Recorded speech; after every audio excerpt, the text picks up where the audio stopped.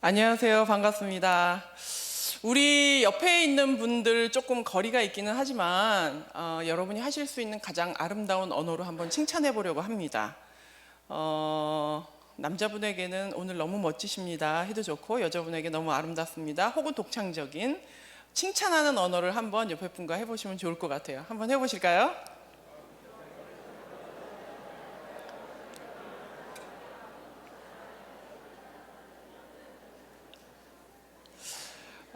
사실 우리가 칭찬에 되게 좀 약한 편입니다. 언어 구사력도 약하고 어떻게 해야 상대를 격려할 수 있는지도 약한 것 같은데, 이렇게 만날 때마다 조금 새로운 언어로, 새로운 단어로 조금 칭찬해 주시면 좋을 것 같습니다.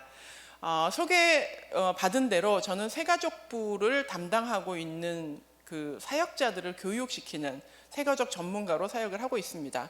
오늘 모든 성도가 새가족부다라는 제목처럼 여러분 모두에게 새가족부와 같은 마음으로 사는 게 무엇인지에 대해서 말씀을 드릴 텐데요. 이미도 제가 이제 오후 시간에 세미나 때도 말씀을 나누기는 했습니다만, 새가족부를 확장시키기 위해서 단지 이 모임을 갖는 것은 아닙니다. 한 영혼에 대한, 잃어버린 한 영혼에 대한 구령의 열정을 가지고 그들을 돌보는 일은 예수 그리스도를 따르는 제자들 모두가 해야 되는 당연한 사역입니다. 그거를 저희가 교회에서 부서를 나누다 보니까 선교부, 새가족부, 교육부 이렇게 나눠져 있죠. 선교를 선교부만 해야 되는 건가요? 우리 모두에게 주어진 게 선교의 사명인 것처럼 새가족부도 마찬가지입니다. 그리고 오늘 저는 이 시간에 여러분이 너무나 쉽게 하실 수 있는, 누구나 하실 수 있는 방법으로 어떻게 하나님이 가장 기뻐하시는 일을 할 수 있을지를 나누려고 하니까 기대하는 마음으로 한번 들으시면 좋을 것 같습니다. 오늘 읽었던 말씀 빌립보서 2장 3절에서 8절까지의 말씀은 빌립보서 2장 1절부터 이 4절까지의 말씀이요, 되게 구체적이고 그리스도인으로서 행할 수 있는 아주 디테일한 이야기들로 되어 있습니다.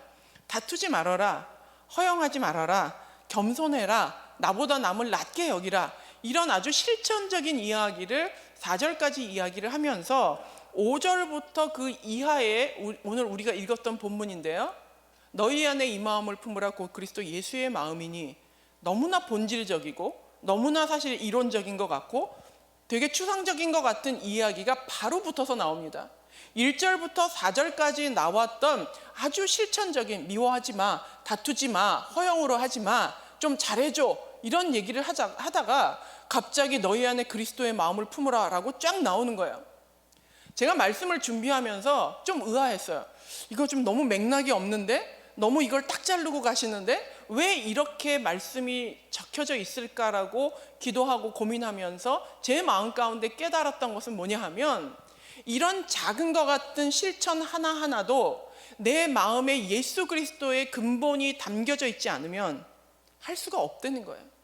우리의 본성은 다투기 쉬운 본성을 가지고 있고, 우리의 본성은 허영이 가득 차 있고 탐욕에 가득 차 있고, 남의 것을 돌보기보다는 내 것을 돌보는 게 내 본성에 가깝고, 그 반대를 하기가 너무 어려운 거예요. 그래서 결국에는 너희 안에 십자가에 달려 죽기까지 복종하신 그 예수 그리스도의 마음이 담기지 않으면 도울 수가 없다는 거예요. 어떠세요? 여러분은 일상을 살면서 다른 사람을 많이 도우시면서 사십니까? 도울 수 있어요. 우리는 교회에서 배웠고 성경 말씀을 통해서 압니다. 그러나 결정적인 순간에 두 개를 다 할 수 없을 때, 나의 이익과 상대방의 이익 두 개를 추구할 때는 언제든지 할 수 있어요. 그런데 아주 결정적이고 치명적인 순간에 우리는 과연 나보다 남을 택할 수 있는가? 그건 사실 거의 불가능하다는 이야기입니다. 그럼 어떻게 해야 되나요? 예수 그리스도의 마음이 우리 안에 들어와야지만이 우리는 그 일을 할 수 있다는 겁니다. 우리가 신앙생활 하면서 교회를 오래 다니면 우리 마음에는 자동적으로 하나님을 사랑하는 마음이 생기고 하나님을 섬기고 싶은 마음이 듭니다. 근데 하나님을 섬기고 싶은데 젊어서는 어때요? 너무 바빠요. 또 결혼하면 아기를 낳아서 키워야 돼요. 아기를 낳으면 눈꼴 틀 새가 없어요. 나 하나 간수하는 것도 힘들어요. 아이를 돌보는 일, 그것 때문에 교회 봉사하기 어려워요. 또 이제 40대 50대 되면 어때요? 회사 다니시는 분들은 중역이 되고 책임감이 많아지고 야근이 잦아지고 무언가 중압감에 눌려서 살다 보니 또 봉사하기가 어려워요. 그거 넘으면 어때요? 이제는 건강이 안 돼요. 나이가 들어서 걷지를 못하겠고 너무 피곤하고 힘들어요. 그러다 보면 사실 언제 한번 흔쾌히 하나님이 기뻐하시는 헌신과 봉사를 하고 살기가 참 어려운 게 우리의 삶입니다. 오늘 저는 여러분과 함께 너무 쉽지만 너무 소중한 하나님이 정말 기뻐하시는 그 섬김 하나를 말씀을 드리려고 합니다. 제가 새가족부를 이야기할 때 항상 듣는 예가 있습니다. 그 예가 뭐냐 하면 입양한 아이예요. 어떤 크리스찬 부부가 이제 결혼을 하면서 그런 얘기를 했어요. 우리 결혼하면 아이를 좀 입양해서 키워봅시다. 이런 마음을 먹었어요. 근데 그러다가 덜컥 아이가 생겼어요. 그래서 내 아이를 낳다 보니 첫째, 둘째, 셋째를 낳게 되었어요. 그리고 이제 나이가 이제 40이 넘어서게 되고 나이가 들었는데 예전에 했던 그 약속이 마음에 걸리는 거예요. 그래서 이 부부가 서로 상의해서 우리 조금 늦은 감은 있지만 이제 한 초등학교 들어갈 때쯤 된 아이 하나를 데려다가 우리 아이들과 형제 자매로 같이 크게 합시다. 이렇게 얘기해서 어렵게 이제 1년 넘게 절차를 밟아서 한 아이를 입양하게 되었어요. 입양할 때 그 부모는 너무 기뻤겠죠. 하나님 앞에 약속했던 서원을 지켰고 또 이 아이를 너무나 사랑하는 마음으로 정말 100% 환영하는 마음으로 파티도 열어주고 뭐 케이크도 자르고 막 해가지고 좋았어요. 그러고 나서 그 다음 날부터는 뭐죠? 이제는 생활이에요. 부모님은 아침에 일어나서 두 분 다 이제 출근하세요. 그럼 이 아이는 누구랑 살아야 되죠? 형제랑 같이 살아야 되는 거예요. 그 집에 있었던 원래 그 형제들과 살아야 되는데 문제는 이 형제들은 이 아이가 그렇게 달갑지 않은 거예요. 왜냐? 먹던 것도 나눠 먹어야 되고 방도 더 좁아지고 자기가 누리던 것이 반씩 나눠져서 불편한 거예요. 그러다 보니 이 아이를 환영하지 않는 마음을 가지고 있었다는 겁니다. 새가족은 마치 이와 같아요. 입양한 아이 같아요. 담임 목사님이 교육자들이 부모라면 너무 기쁘죠. 한 영혼이 오는 게 너무 기뻐요. 뭐 1%의 그늘도 없이 100% 너무 기뻐요. 그런데 이 입양한 아이에게 형제가 있는 것처럼 교회에서 새가족의 형제는 누굴까요? 바로 여러분이에요. 여러분이 원래 살고 있던 형제와 자매예요. 여러분에게는 뭐 그렇게까지 기쁠 것도 그렇게까지 감사할 것도 없어요. 그냥 하나님이 기쁘시다니까 기쁜 줄 아는 거지 마음 가운데 그렇게까지 환영하고 싶은 의욕도 없고 나는 지금 내가 은혜 받고 하나님 앞에 내 문제 해결하기 너무 바빠요. 그렇게 신앙생활 하다 보면 그냥 있나 보다 이러고 살게 된단 말이에요. 이런 상황이 교회 안에서 벌어지는 일이 똑같이 그 가정에서 벌어지듯 우리 교회 안에서도 벌어진다는 겁니다. 저는 오늘 이 형제들이 했던 일들을 통하여서 우리의 모습을 비춰보면서 우리가 했던 실수들이 무엇인지 그리고 나는 그런 실수를 하지 않았는지를 살펴보려고 합니다. 어떨 때 새가족들이 교회를 정착하지 못하고 떠나게 되느냐? 그 첫 번째는 무례함이 사람들로 하여금 교회를 떠나게 합니다. 내가 언제 무례했어? 라고 생각할 수 있겠죠. 그런데 그런 일들이 빈번하게 일어난다는 거예요. 저는 이제 그 퇴사를 했습니다만 이제 몇 년 전까지 한 3년 전까지만 해도 한 8년 정도 그 MCM이라고 하는 그 명품 가방 회사에서 사목을 했습니다. 사목이라고 하는 건 그 회사의 목사가 돼서 예배를 주도하고 뭐 병원에 신방 가기도 하고 뭐 장례를 집전하기도 하고 교회처럼 상주하는 목사가 있는 거예요. 그러니까 저는 이제 매일 출근을 하는 거예요. 그 회사로 출근을 해서 거기에서 상담도 하고 예배도 인도하고 하는 일을 8년을 진행을 했어요. 그러다 보니까 이제 새로운 임원분들이나 이런 분들이 오시면 제가 만나서 상담을 해요. 그러니까 식사를 하면서 간단하게 대화를 나누는데 어느 날 이제 이쪽은 이제 패션 쪽이니까 여자분들이 많아요. 그래서 여자 본부장님이 한 분이 이제 본부장으로 디자인 쪽 본부장으로 오신 거예요. 그래서 제가 같이 식사합시다라고 하면서 식사를 하면서 봤는데 이렇게 외모를 딱 보니까 화장이 어마어마하게 진하고 이 팔에 팔찌인 줄 알았는데 보니까 팔찌가 아니라 문신이었어요. 팔 여기 전체가. 그렇다고 뭐 용문신 이런 게 아니라 이제 뉴욕에서 공부를 하다가 봤으니까 이제 문신을 막 이렇게 하고 너무나 이제 화려한 모습으로 오셔서 제가 이제 식사를 하면서 제 속으로 이분은 교회를 안 다닐 거야. 교회를 안 다니니까 이렇게 꾸미고 다니시지 이런 마음, 정말 클럽에서 계속 살 것 같은 그런 마음이 드는 분이었어요. 그래서 제가 이제 물어볼까 말까 하다가 그래도 혹시 모르니까 한번 물어보자고, 혹시 본부장님 교회를 다니시나요? 물어봤더니 교회를 다녔었습니다 이러시는 거예요. 그래서 아니 왜 과거형이에요? 지금은 안 다니세요? 그랬더니 예전에 유학을 갔다가 이제 한국에서 취업을 해가지고 한국에 정착을 하려고 돌아오면서 마음에 하나님과 함께 시작하고 싶었대요. 그래서 강남에서 제일 큰 교회, 오래되고 큰 교회를 갔대요. 뭐라고는 저는 얘기하지 않겠습니다만 강남 압구정에 있는 큰 교회를 갔대요. 근데 이분이 생각보다 완전 집순이에요. 클럽도 안 가고 퇴근하면 칼퇴근해서 집에 가가지고 살림만 하고 막 여기 문신 있는 분인데도 삶이 다르더라고요. 그래서 제가 이렇게 사람을 선입견으로 보면 안 되겠구나 이런 마음을 먹으면서 이야기를 들어봤더니 이분이 이제 되게 성실해요. 지각도 안 하고 이런 타입인 거예요. 교회도 일찍 간 거예요. 한 20분 정도. 왜냐하면 한국에서 첫 신앙생활 하면서 첫 발을 디디려고 이제 오래전에 저희 회사 오기 전에 그 이전 회사를 갈 때 이제 그렇게 한 거예요. 그래서 교회 가서 20분 전에 맨 앞자리에 앉았대요. 맨 앞자리가 은혜가 많다 그러잖아요. 옛날에 우리 어렸을 때 신앙생활하면 맨 앞자리에 가서 정말 하나님 제가 이제 한국에서 다시 신앙생활을 하려고 합니다. 막 간절히 기도하고 있는데 어디서 저벅저벅 걸어오는 소리가 나는 거죠. 불길한 저벅저벅 발걸음 소리가 나더니 기도하고 있는데 어깨를 툭툭 치더래요. 근데 내가 막 기도하고 있는데 누가 이렇게 툭툭 치고 방해하면 기분이 좋나요? 기분이 나쁘죠. 벌써 빈정상하죠. 그래서 눈을 딱 떴더니 양복을 입은 조금 연세가 있으신 남자분이 여기 내 자리인데 뒤로 가시죠. 그러시더라는 거예요. 실화예요, 실화.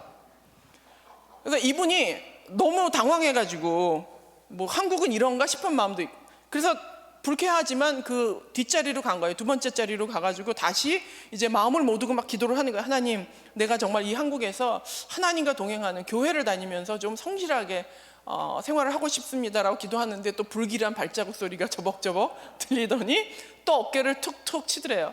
그래서 눈을 떴더니 이런 성가대 가운을 입은 분이 여기 제 자리니까 뒤로 가세요. 근데 그분은 헌금위원이셨던 것 같아요. 그리고 자기가 2번 그렇게 기도를 방해받고 너무 화가 나가지고 이런 게 교회라면 나는 다니지 않겠어라고 바로 나와서 다시는 교회를 가지 않았습니다. 그 얘기를 하는 거예요.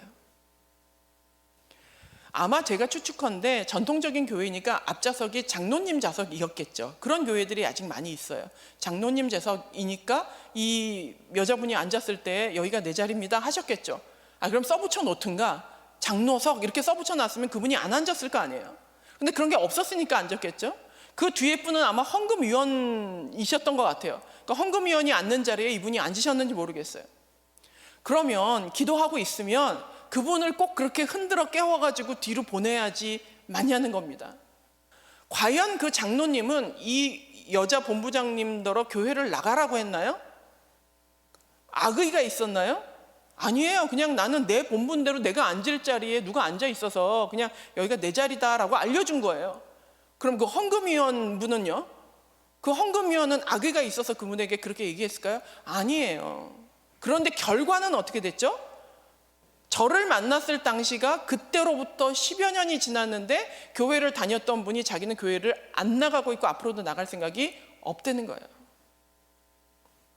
이게 정말 웃기고 남의 얘기 같지만 제가 집회를 다닐 때마다 이 얘기를 하거든요. 그러면 예배 마치고 어떤 장로님 쫓아나와서 지난주에 우리 이런 일이 있었어요. 목사님 쫓아나와서 저희 교회도 2주 전에 이런 일이 있었어요. 우리는 사실 예배 드릴 때 본인들이 선호하는 자리가 있어요. 저도 있어요. 저는 왼쪽 편은 안 가고 항상 이렇게 들어가는 입장에서 뒤쪽 편 한 3분의 2쯤 바깥쪽에 앉아요. 그러면 괜히 말씀도 잘 들리는 것 같고 기도도 집중이 잘 되는 것 같고 자기가 선호하는 자리가 있습니다. 저도 충분히 이해해요. 그런데 문제는 그거를 모르고 누군가가 그 자리에 앉았어요. 앉으면 내가 좀 불편한 자리, 불편하지도 않죠. 다 자리가 똑같은데 내가 다른 자리에 앉으면 되는데 꼭 옆으로 가라고 미는 분들이 계시다니까요.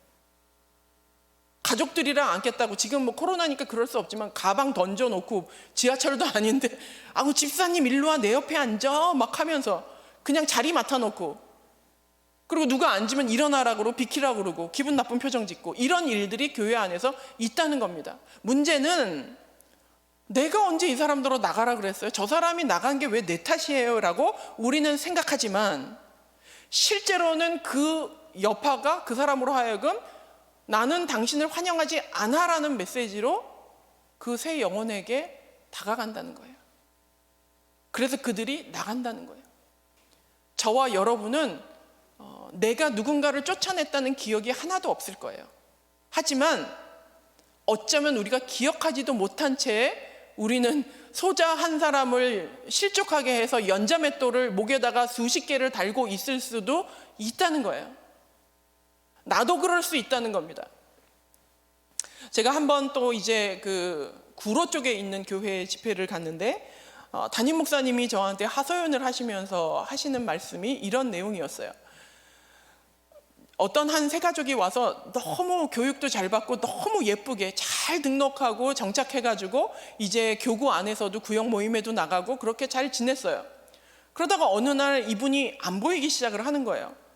그래서 찾아가 봤더니 이분이 하소연을 하면서 하는 얘기가 뭐냐 하면 교회를 등록하고 한 달 반쯤 지나서 자기가 다리가 아파서 관절을 수술하게 됐다는 거예요. 저도 지금 양쪽 다 수술을 했거든요. 연골이 이제 닳아가지고 이제 직업병이죠. 너무 오래 서 있으니까. 근데 그분도 젊지만 어찌된 문제인지 관절에 문제가 있어서 수술을 한 거예요. 그러고는 입원해 있다가 어렵게 이제 교회를 오랜만에 나왔어요. 나와가지고 예배를 드리고 이제 끝나고 은혜롭게 이제 나가려고 하는데 교회 엘리베이터가 작잖아요. 보통 다 노약자만을 위한 거니까. 근데 이분은 당당하게 자기가 이제 당연히 수술을 했으니까 아무 거리낌 없이 엘리베이터를 탄 거예요. 그랬는데 이제 예배 끝나고 사람들은 막 쏟아져 나오고 엘리베이터 들어갈 수 있는 인원은 제한되니까 이제 어떤 권사님이 첫 번째 엘리베이터에 못 타게 된 거죠. 그러니까 이 문을 이제 붙잡고 너 나와 이게 된 거예요. 근데 사람들 다 쳐다보는데 막 로비에 막 쏟아져 나오는데 이제 권사님 귀가 잘 안 들리시니까 목소리는 또 얼마나 컸겠어요. 근데 그 상황이 만약에 우리 교회 안에 같이 있던 뭐 집사님이나 잘하는 권사님이었으면 아유 권사님 나 지난주에 수술했어 이러면 되는 문제예요.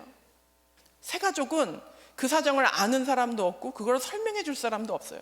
그리고 모든 사람 앞에서 그야말로 너 나와 이렇게 됐는데 젊은 사람이 말이야 엘리베이터 타가지고 이거 노약자를 위한 거지. 그 얘기를 다른 사람이 다 듣고 그 엘리베이터에 누가 탔나 이렇게 다 봤을 거 아니에요. 이분이 그때 수치심을 느낀 거예요. 변명할 여지도 없이 그냥 모든 사람한테 자기는 경우 없는 사람이 돼버린 거예요. 그래서 너무 창피한 마음으로 다시 그 엘리베이터에서 나와서 어떻게 집에 왔는지 모르게 어렵게 집에 왔는데 그 교구 목사님이 가서 그 얘기를 듣고 사과하고 담임 목사님이 또 가서 사과하고 아무리 해도 설득이 되지 않는다는 거예요. 자기는 그때 경험을 잊을 수가 없다는 거예요. 그런 일들이 과연 우리 교회에는 없냐는 거죠. 과연 그 자리를 뒤로 가세요 라고 했던 그 장로님은 자기 때문에 누군가가 교회를 안 다닌다는 사실을 알까요? 전 모를 거라고 생각해요. 그리고 대수롭지 않게 여겼을 거라고 생각해요. 그러나 그 결과가 누군가에게는 다시는 교회를 가지 않는 일이 되었어요. 누군가에게는 엘리베이터에서 그냥 내가 참고 다음번에 갔었으면 되는 것을 그 한마디가 그 사람에게 일평생 수치스러운 기억으로 그 수치스러운 기억이 교회 안에서 있었던 기억으로 남게 되었다는 겁니다. 교회는 때로 가족 같다 그래요. 가족 같다 그러면서 되게 친근해요. 친근하다고 반말해요. 친근하다고 때로는 말이 도를 넘을 때가 있어요. 왜 가족 같은데 어려움을 덮어주지는 않고 친근하니까 반말하고 막말하고 막 부리고 그런 일들이 교회 안에 빈번할까요? 우리는 진짜 가족이 맞는 걸까요? 아니면 가족 같다는 명분으로 사람들을 홀대하고 말을 조심하지 않는 것이 습관이 된 거는 아닐지요. 저는 이제 회사를 다니면서 회사 안에 이제 그 공간을 빌려주셔서 거기서 교회를 두 번째 개척을 했습니다. 개척을 했는데 사실 저희 교회가 이제 그 시내 중심가에 있다 보니까 멀리서 오시는 분들이 많았어요. 근데 어떤 한 집사님이 여자 집사님이 좋은 교회를 다니시다가 저희 교회를 나오시는 거예요. 1시간 반 거리를 가까운 좋은 교회 놔두고. 그래서 제가 그랬어요. 왜 가까운 좋은 교회를 놔두고 저희 교회를 나오세요? 그랬더니 이분이 하시는 얘기가 뭐냐 하면 자기가 이제 그 교회에서 잘 정착해서 이분 되게 신앙이 좋으세요. 뭐 제자 훈련도 받고 뭐 막 이렇게 열심히 양육 훈련도 받고 이런 분인데, 이분이 이제 남편이 폭력을 휘두르는 분이셨어요. 애 때문에 참으려고 하다가 정말 이 아이까지 상하는 걸 보고는 견딜 수 없어서 정말 하나님 앞에 너무 죄스러운 마음을 가지고 이혼하기로 결심을 한 거예요. 그 마음이 얼마나 상했겠어요. 자기는 정말 두들겨 맞으면서 1년을 버텼는데 더 이상 버틸 수가 없고 아이가 상처가 되는 것을 보면서 결정을 하고는 이혼을 하고, 한 주가 지나고 2주가 지나서 이제 소그룹 모임에 간 거예요. 목장 모임에 갔는데 망설인 거예요. 교회에서 이런 소그룹 모임에서는 서로 아픔을 나누고 기도를 같이 하라 그랬는데 내가 이 얘기를 해야 되나 말아야 되나 갈등을 하다가 이제 2주차 됐을 때에 가서 자기가 사실은 이혼했다는 얘기를 어렵게 꺼낸 거예요. 신앙생활을 오래 했지만 자기의 이야기는 너무 힘들었던 거죠. 어렵게 꺼냈는데 그때 거기에 이제 목자가 뭐라고 했냐 하면, 그러냐고, 우리 다 같이 이분의 재혼을 위해서 통성으로 기도합시다. 실화예요, 실화. 이혼 서류의 인주도 마르지 않았어요. 2주밖에 안 됐어. 이혼한 사람의 회복이 왜 재혼이라고 생각하세요? 고3이면 그들의 기도 제목은 왜 대학이라고 생각하세요? 대학을 졸업했으면 그들의 기도 제목은 왜 취업이라고 생각하세요? 결혼하면 그들의 기도 제목은 왜 임신이라고 생각하세요? 아주 심플하게 생각하는 거예요. 그 사람의 본질과 존재를 생각하는 것이 아니라 이혼했어? 그럼 재혼해야지. 다 통성으로 기도합시다. 더 웃긴 건 뭔지 아세요? 이분이 너무 마음이 상한 거예요. 정말 그 결혼 생활에 넌널머리가 나가지고 정말 어렵게 얘기를 했는데 그 반응에 너무 상처가 된 거예요. 신앙이 깊은 분이지만. 그래서 이제 그 소그룹 모임에 나가지 않았어요. 그러니까 이제 교구 목사님이 신방을 와서 그 사실을 알게 되셨을 거 아니에요. 여차저차해서 제가 너무 상처가 돼서 못 나가겠습니다 라고 했더니, 그래서 이 교구 목사님이 깜짝 놀라가지고 그 이제 목자한테 간 거예요. 가가지고 이분이 이래서 상처를 받았다고 하는데 왜 그러셨냐고 그랬더니 이분이 버럭 화를 내는 거예요. 아니, 내가 지를 위해 기도해 줬는데 내가 뭘 잘못했어? 세상 까탈스럽기가 한이 없네? 다른 데 가라고 그러세요. 우리 필요 없어요. 뭐가 잘못됐는지조차를 이해를 못해요. 이 일이 과연 여기는 없을까요? 경중의 차이는 있지만 충분히 있을 수 있는 거예요. 왜 그 일이 있죠? 이 사람을 위하는 게 뭔지에 대한 고민이 1도 없는 거예요. 그냥 기계적으로 기도하는 거예요. 기계적으로 사람을 대하는 거예요. 새가족? 넌 교육받아야 되는 대상이야. 그냥 거기서 10주 있다가 와. 어디 감히 8주 만에 올라 그래. 우리는 사람들한테 네가 고3이면 지금 공부를 해야지. 넌 대학을 가는 게 지상 과제야. 근데 얘는 정말 죽고 싶은 마음 가지고 있어요. 그러면 얘를 위한 기도가 대학을 가는 게 문제일까요? 한 영혼을 대한다는 거는 이렇게 기계적이어서는 안 되는 거예요. 그래서 가정에서 자녀를 향하여서 이 소통이 단절되는 이유는, 자녀를 향하여서도 먹을 거 다 해주고 간식까지 해주고 학원비 되는데 네가 고민이 뭐가 있냐? 우리는 이렇게 생각해요. 애들이 몸이 작다고 고민도 작을 거라고 생각해요. 애들은 애들의 짐을 따로 지고 가고 있어요. 우리는 우리의 짐을 지고 가고 있는데 우리의 짐이 크다라고 생각하는 건 그건 우리의 착각일 수 있다는 겁니다. 이러한 일들은 아주 작은 실수처럼 보이지만 그 작은 실수는 예수님께로 가는 한 영혼에게 그들을 돌려보내는 아주 어마어마한 연자맷돌을 우리 목에 다는 일이 될 수 있다는 거예요. 이 자리에 목장 모임에 열심히 나가시는 분들, 또 혹은 소그룹 모임에, 또 봉사 모임에 했을 때 여러분의 표정이나 여러분의 말투나 장난스러웠을 것 같은 그런 가족이니까 이런 태도로 했던 것들 중에 돌아보세요. 내가 누군가를 실족하게 한 건 아닌가? 혹시 그 사람이 나 때문에 교회를 떠난 건 아닌가? 이런 생각으로 돌아볼 필요가 있다는 겁니다. 두 번째는 무관심이 사람들을 교회 밖으로 몰아냅니다. 입양된 아이 한번 예를 들어볼까요? 이 아이가 아침에 자고 일어났는데 해가 중천에 떴어요. 이게 좀 아침 분위기가 아니야. 그리고 딱 봤더니 10시야. 그리고 딱 둘러봤더니 아무도 없어. 뭐죠? 형들은 다 학교 갔어. 근데 안 깨웠어. 이 아이 마음이 어떨까요? 이곳이 내 집이라는, 내가 있어야 된다는 생각이 들까요? 새가족이 오면 불편하죠. 비밀 얘기도 못하죠. 그냥 우리끼리 저 카페에서 모여, 따로 단톡방 만들어가지고 쏙 빼놓고. 뭐가 달라요? 이 아이가 아침에 일어나서 밥 먹으려고 앉았어요. 근데 처음 온 아이니까 어디가 자기 자리인지 모르죠. 앉았어요. 그랬더니 큰형이, 야 일어나, 여기 내 자리야. 그래서 옆자리에 앉았어요. 그랬더니 작은 형이, 야 여기 내 자리야. 밥 먹으라는 거예요? 그 일을 지금 우리가 할 수 있다는 거예요. 왜냐? 새가족은 들어와서 담임 목사님을 만날 일이 거의 없어요. 담임 목사님이랑 어깨를 마주하고 예배 드릴 일이 없어요. 교육자들과도 나란히 앉아서 예배 드릴 일이 없어요. 누구랑 접한다고요? 누구랑 산다고요?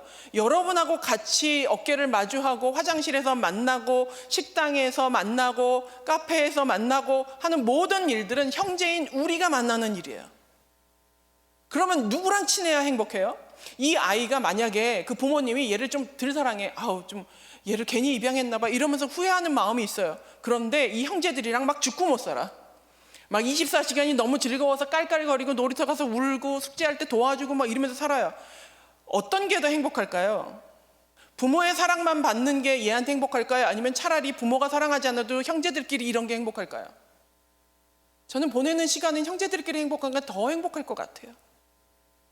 새가족에게 필요한 건 담임 목사님의 사랑이 아니에요. 같이 놀아줄 여러분의 사랑, 여러분의 관심. 이 사람이 뭐가 있는지 없는지 관심 없어. 그냥 나는 나 학교 갈 거 가방 챙겨서 가는 거야. 얘 안 깨워요. 특별 기도회가 있는지 없는지 몰라요. 주보도 볼지 몰라요. 그냥 예배만 드렸다가 가요. 근데 그런 사람 아무도 안 챙기는 거예요. 그게 뭐예요? 그냥 혼자 학교 가는 거예요. 얘 자기 내버려 두고.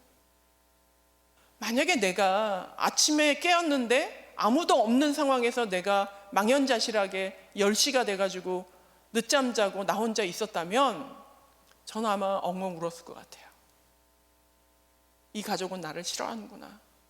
나는 투명인간이구나. 나는 필요 없구나. 우리는 새가족에게 아무 일도 하지 않았어요. 아무 나쁜 짓도 하지 않았어요. 말도 걸지 않았어요. 접촉할 일도 없었어요. 근데 뭐가 달라요? 그냥 내 책가방 챙겨서 얘 깨우지 않고 간 거랑 뭐가 다르죠? 아무 일도 하지 않았다고 우리가 아무 잘못도 하지 않았다라고 얘기할 수 없다는 거예요. 이렇게 로비가 있는데 로비에서 어떤 사람이 애를 이렇게 손을 붙잡고 이제 예배 시간이 됐어요. 11시 시작했어. 막 사람들이 막 쏟아져 들어가고 있어요. 그런데 어떤 애기 엄마가 애 손을 잡고 이렇게 두리번 하고 있어요. 그럴 때 나는 말을 건다. 일부러 가서 말을 건다. 걸지 않는다. 다 손을 내리셨네요. 걸지 않네요. 그 애기 엄마가 예배 시간이 다 됐는데 왜 들어가지 않고 거기서 주춤주춤 하고 있을까요? 뭐 문제가 있겠죠. 뭐 주보가 필요했던 거나 아니면 이 아이를 주일학교 어디에 넣어야 될지 모르겠던 거나 아니면은 뭐를 잃어버리고 갔대거나 뭐가 문제가 있겠죠. 문제가 없었으면 다 예배당으로 들어왔어야 되는 시간이잖아요. 그런데 우리는 어때요? 관심 없어요. 뭐 아빠가 알아서 하겠지 뭐 엄마가 알려주겠지 뭐. 얘가 뭐 저녁에 일어나가지고 부엌에서 두리번 거려요. 얘는 뭐 마실 물을 찾고 있는데 아무도 안 알려줘. 뭐 지가 뒤져 먹겠지 뭐 아빠가 보면 얘기해 주겠지. 뭐가 달라요? 그들을 무관심하게 방치하는 것이 과연 환영의 의미일까요? 난 아무 일도 하지 않았다라고 이야기할 수 있을까요? 요새는 뭐 코로나 때문에 극장에 못 가지만 극장에 저는 종종 자주 갔었습니다. 그리고 극장에 가서 이 티켓을 끊어가지고 자기 좌석 번호에 가서 앉죠. 그럼 자기 좌석 번호에서 앉을 때 옆 사람한테 아이고 안녕하세요, 저랑 같은 영화를 보시네요 하면서 인사하는 사람 있어요? 미친 사람이죠. 뭐 각자 티켓 끊어 와가지고 보면 되는 거지 뭘 그걸 옆 사람한테 또 뭐 악서 이러지 않잖아요. 교회는 어때요? 헌금으로 티켓 끊어가지고 내가 앉았던 지정석에 와가지고 내 자리에 누구 있으면 옆으로 가라 그러고 여기 내 번호라고 얘기하고 앉아가지고 야 이번 주 목사님 설교 준비 많이 하셨네. 좋아. 그래서 은혜 받았어. 이러고 가요. 오늘 오전 예배 여러분 왼쪽에 누가 앉았는지 기억하세요? 지난주 여러분의 오른쪽에 누가 앉았는지 기억하세요? 대체로는 기억하지 못하실 거예요. 왜죠? 우리는 마른 공동체라고 하면서 예배는 극장처럼 와요.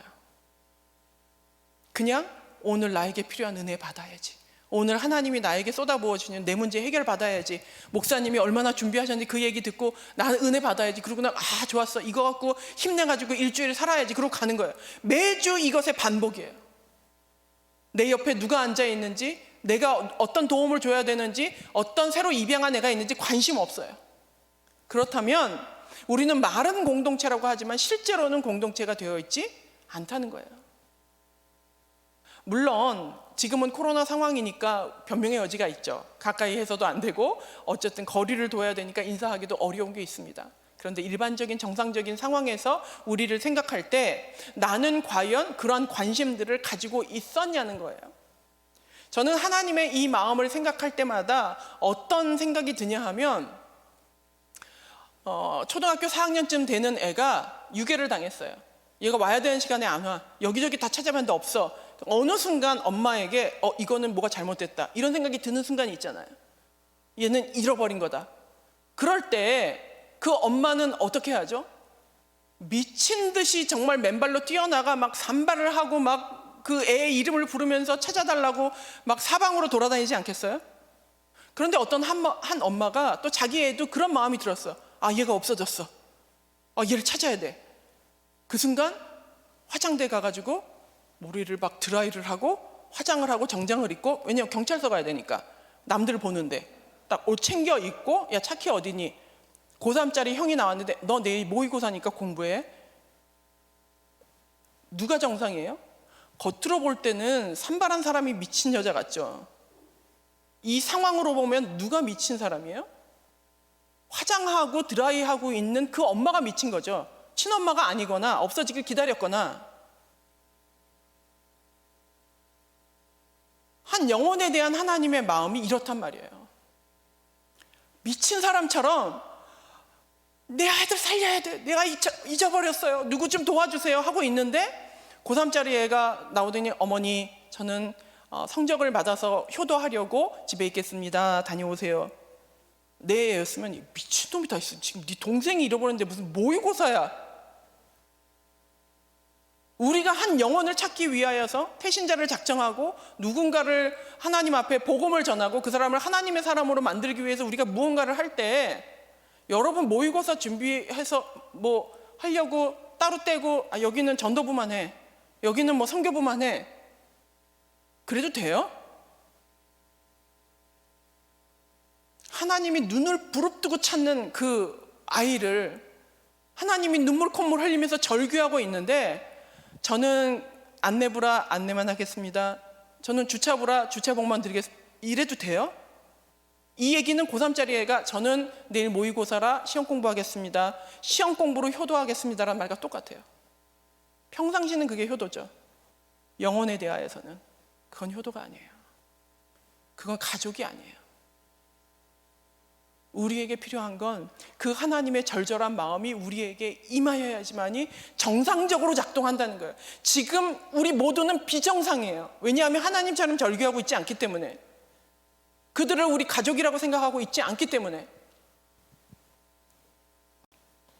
과연 우리 교회는 진정한 공동체인지, 그 한 사람이 왔을 때 때로는 나랑 가깝게 지내는 우리 그 목장이 막 너무 화목한데 새로운 사람이 들어오면 좀 불편해질까 봐 걱정되는 그런 분도 계실 수 있어요.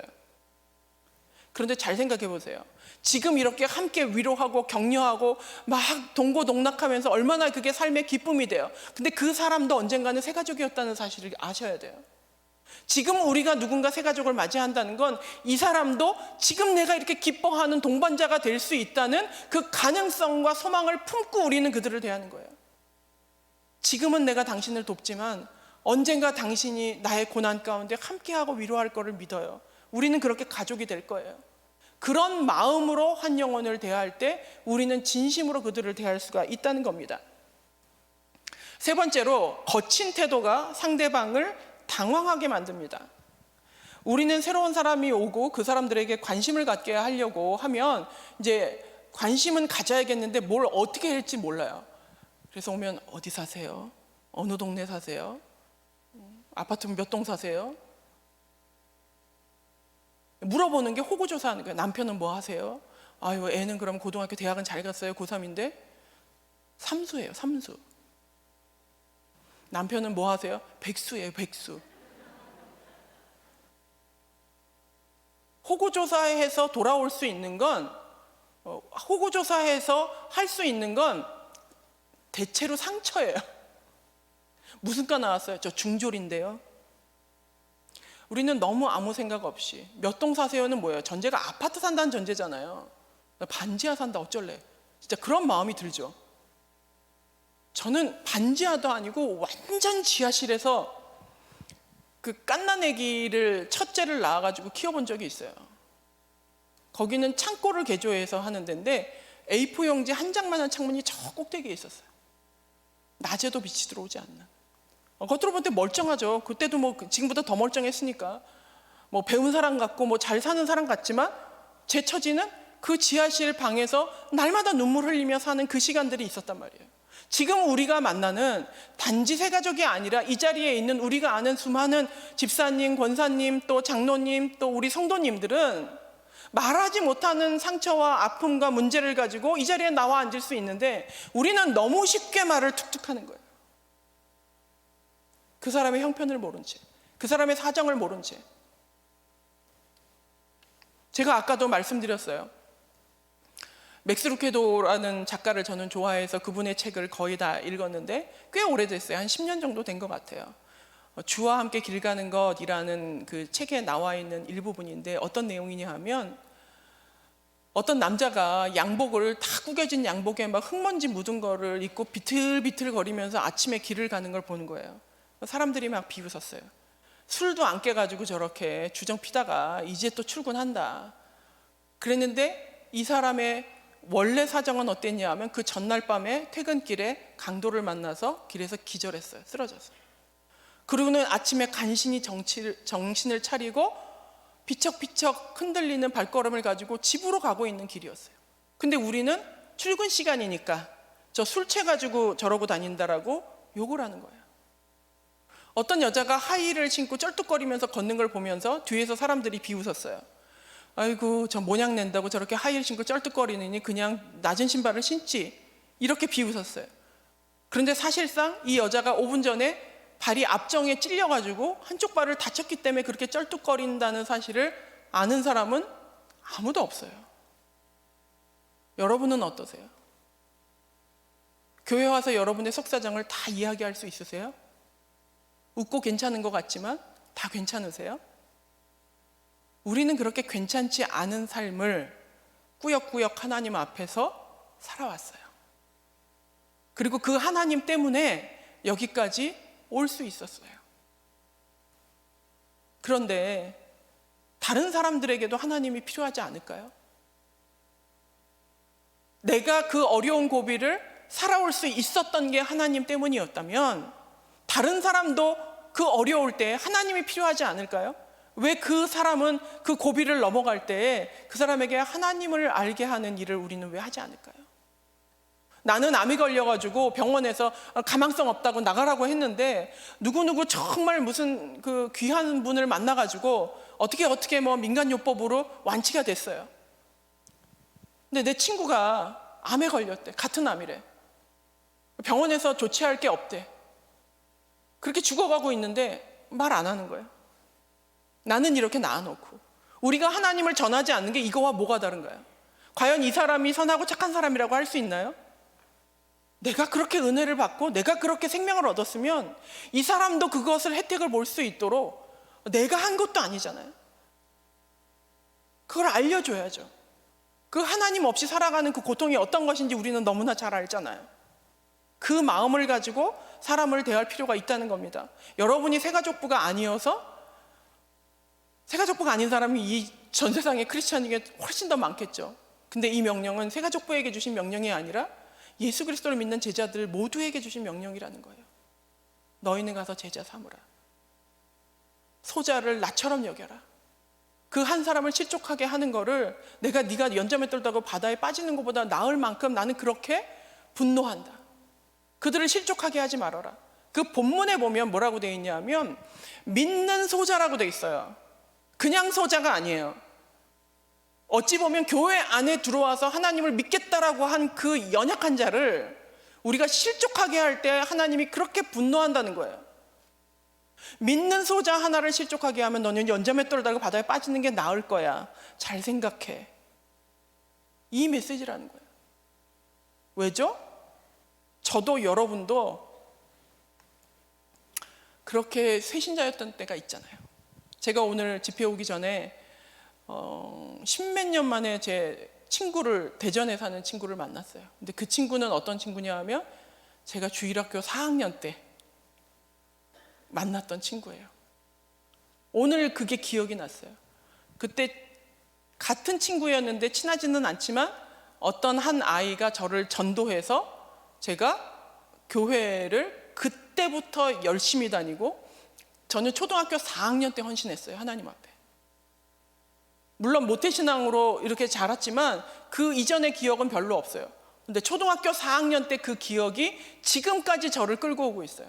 지금도 제가 하나님 앞에 기도하면 하나님이 저에게 뭐라 그러시냐면 나는 너와 맺었던 초등학교 4학년 때 언약을 지금까지 지키고 있다. 그렇게 말씀하세요. 새가족들이 아무것도 모른다고 그들이 별거 없을 거라고 생각하면 안 돼요. 그들과 하나님은 언약 맺기를 원하시고 단 한순간도 빠지지 않고 신실하게 그들을 인도하실 거예요. 그럴 때 우리가 방해가 돼서 옆자리 가세요, 뒷자리 가세요, 저리 가세요. 이게 너무 안타까운 거예요. 우리는 그게 실수인지조차도 모르고 있기 때문이죠. 그래서 새가족을 대할 때 그들의 정보를 캐내거나 뭐 하세요? 어디 사세요? 뭐 왜 교회를 옮기셨어요? 이전 교회에서 뭐 문제가 있었나요? 뭐 막 그런 거 캐먹고 이렇게 하지 말라는 거예요. 그 무례함이, 그 거친 태도가 새가족으로 하여금 교회를 떠나게 만드는 요소가 된다는 겁니다. 그리고 두 번째, 또 같은 거친 태도 중에 하나가 뭐냐 하면 일방적으로 요구하는 거예요. 등록했으니까 당연히 목장 모임 나와야지. 그러려면 뭐하러 등록하셨어요? 막 이러는 거죠. 수요 예배도 안 나올 건데 왜 등록하셨어요? 그분들은 그분들의 수준에 맞게, 그분들의 형편에 맞게 하는 거예요. 목장 모임에 안 나온다고 이 사람은 열심히 없는 사람이야 라고 얘기하기가 어려운 거예요. 만약에 그분이 경비를 보신다면 하루 일하고 하루 쉬는 분이에요. 그러면 주일날도 2번밖에 나올 수 없어요. 그런데 그 2번이 어떤 2번이라고요? 잠자야 하는 시간에 나오는 2번이라고요.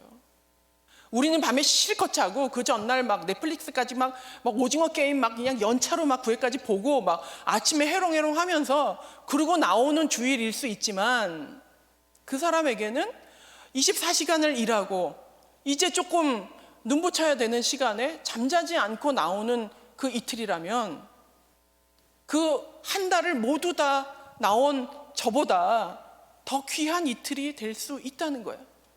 그래서 함부로 판단해서도 안 되고 함부로 그 사람에게 일방적으로 우리는 나오셔야 돼요. 꼭 나오세요. 새벽 기도도 꼭 나오세요. 이분은 새벽에 일을 해야 되는데. 그럴 수 있잖아요. 물론 그렇지 않을 경우에는 나와야죠. 하지만 항상 우리는 상대를 이해하고 배려할 수 있는 그런 입장을 가지고 가야 된다는 겁니다. 싫다는 사람 붙잡아서 밥 먹고 가라고, 밥 먹고 가라고. 지금은 밥 못 먹죠, 교회에서. 예전에는 그렇게 새가족부는 밥 먹고 가라고, 아주 그냥 그 왼수 같은 밥은 정말 밥 먹고 가라고, 밥 먹고 가라고. 그러고는 데려다 놓고 지는 간다? 같이 안 먹어요. 나 같이 먹는 사람 본 적이 없어. 그럼 뻘쭘하게 앉아가지고 아무도 모르는데 앞에 지금 생각 초면인 사람하고 앉아서 밥 먹으면 막 즐거우세요? 밥이 막 잘 넘어가요? 내가 하기 싫은 걸 상대에게 강요하면 안 돼요. 최소한 밥 먹고 가라 그럴 거면 자기가 같이 밥을 먹어주든가 식당에다 데려다 놓고 자기는 가는 건 또 뭐냐고요. 그리고는 이제 새로운 사람이 있으니까 관심을 가져야지. 그리고는 와가지고 인사해요. 안녕하세요. 어디 사세요? 저 무슨 동 살아요. 그리고 또 가요. 같이 있어주지 않아. 그리고 또 좀 있다가 다른 이제 권사님 오셔가지고 아이고 천번에요. 어디 사세요? 네, 무슨 동 살아요. 한 5번은 왔다 가요. 이게 관심의 부작용이에요. 와가지고 이 사람은 교회 와가지고 어디 산다는 얘기만 5번을 하는 거예요. 그리고 다음 주에 만나면 그분이 또 물어본다? 어디 사냐고? 왠지 아세요? 안 들었거든요. 진짜 궁금한 게 아니거든요. 새가족에 대해서 열심을 내세요, 열심을 내세요 하면 걱정이 이거예요. 어디 사세요만 물어보다가 더 이상 진전이 없어. 그 다음 주에도 또 어디 사세요? 그러면 대답한 사람은 알아요. 지난주에 저 원사님 나한테 어디 사냐고 물어봤는데 오늘 또 물어보네? 그건 뭐죠? 영혼이 없다는 거예요. 진지하게 하나님 앞에, 하나님, 내가 지금 나이도 들고 건강도 좋지 않아요. 하나님 앞에 드릴 헌금도 없어요. 혹은 젊으신 분들은 제가 바빠서 하나님 앞에 정말 마음이 있지만 헌신하지 못해요. 그런 상황이 있는 분들 많죠. 이제 제가 여러분이 하셔야 할 일을 말씀드릴게요. 주일날 오셔서 내가 이름을 모르는 낯선 분에게 활짝 웃어주세요. 반갑습니다. 제가 성함을 잘 모르니까 저는 김민정 집사예요. 반갑습니다. 저쪽에서 좀 친절하게 이야기를 좀 더 섞을 수 있을 것 같으면 저희 교회 어떠세요? 불편한 거 없으세요? 혹시 궁금한 거 없으세요? 네, 잘 지내세요? 그리고 헤어져도 되고 그냥 활짝 웃기만 해도 그것이 위로가 되고 힘이 될 수 있다는 거예요. 여러분 다른 거 안 해도 돼요. 물론 봉사 지금 하시는 건 하셔야 됩니다. 또 담임 목사님 계신데 제가 또 다 하지 말라 그러면 다 손 놓고 그런 의도가 아니라 교회 오셔서 한 주에 5명만 인사하세요. 밝게 인사하세요. 사람은 제가 이제 아까도 막 애절하게 여러분에게 호소를 했는데 내가 십자가의 은혜로 내가 하나님의 은혜로 충만한 모습을 가질 때야 상대에게 그게 보여져요. 그건 속일 수가 없어요. 여러분의 표정은 속일 수가 없어요. 그리고 속여서도 안 돼요. 우리는 호객행위를 하는 게 아니기 때문에. 그러면 어떻게 해야 되죠? 진짜로 내가 하나님 때문에 기뻐해야 돼요. 진심으로 내가 십자가의 은혜 때문에 그 감동 때문에 내가 살맛이 나야 되는 거예요. 그 얼굴이 보여질 때 누가 그냥 우연히 지나와서 이렇게 들렸다 하더라도 와, 이 교회 너무 밝다. 나 여기 다니고 싶어. 그게 진짜 신앙이죠. 그리고 그들에게 관심을 갖는 거죠. 자고 있을 때 깨워주는 거죠. 학교 갈 시간이야. 나 지금 바빠서 가야 되는데 너 꼭 밥 챙겨 먹어? 최소한 그렇게라도 해줘야죠. 우리가 아까 제가 말씀드리려고 했던 게 지금은 친하지 않지만 그 친구가 초등학교 4학년 때 저를 한 교회로 데리고 갔어요. 그때부터 저는 인생이 바뀌었어요. 헌금 주머니를 돌릴 때 하나님 앞에 기도했어요. 하나님, 나는 드릴 게 없는데 초등학교 4학년이 뭘 드리겠어요? 제가 제 몸을 저 헌금 주머니에 담아서 드릴게요. 그렇게 기도했어요. 미쳤나 봐. 내가 겁도 없이. 근데 하나님이 그걸 받으셨어요. 그리고 지금까지 이렇게 사역자로 살면서 제 인생에서 가장 잘한 순간, 가장 행복한 시간을 보내고 있어요.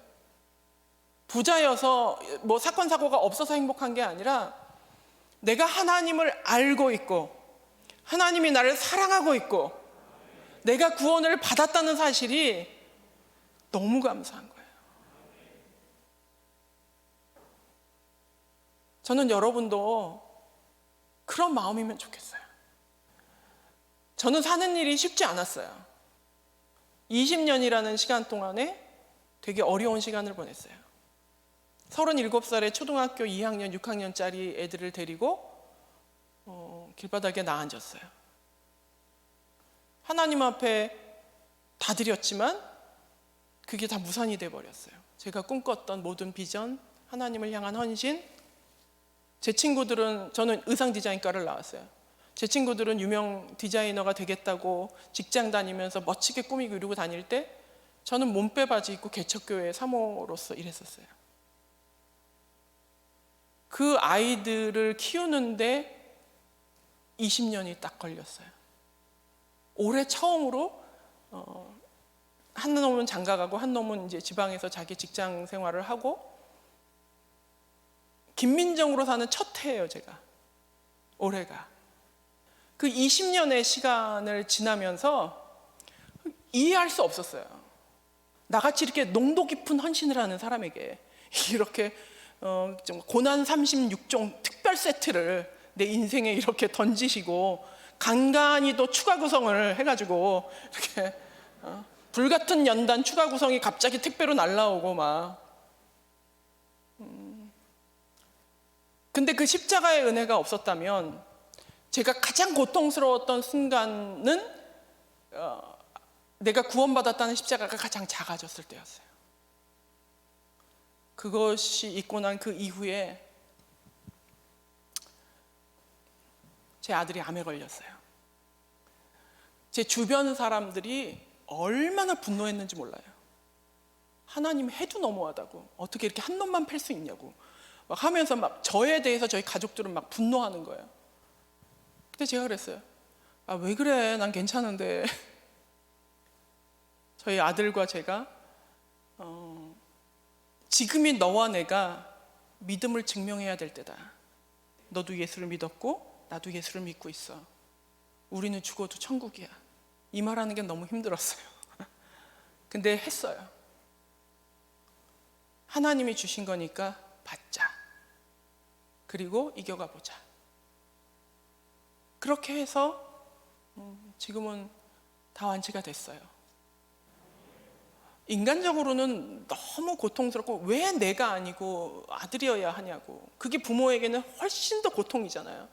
연단도 훈련도 끝나지 않고 반복되었지만 제 마음에 그 십자가가 줄어들지 않았기 때문에 그 절대적인 평강은 누구도 뺏어가지 못했어요.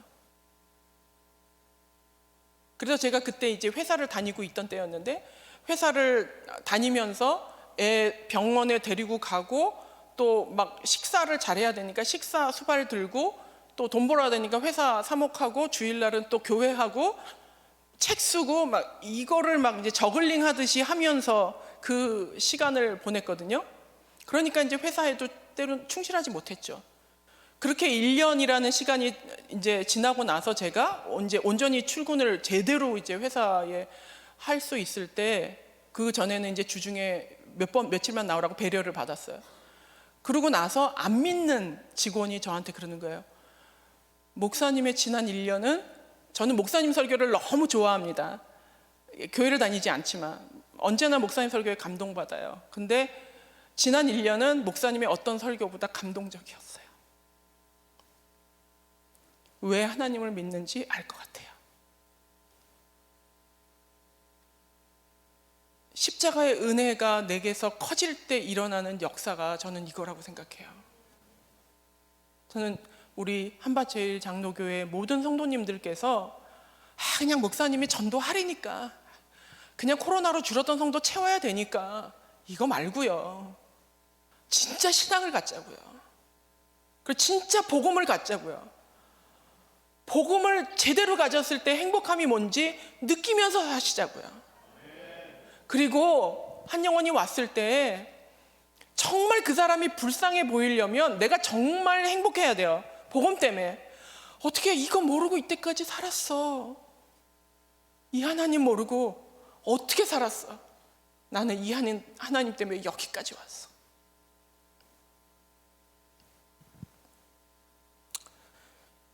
여러분들에게 많은 것을 바라는 게 아니에요.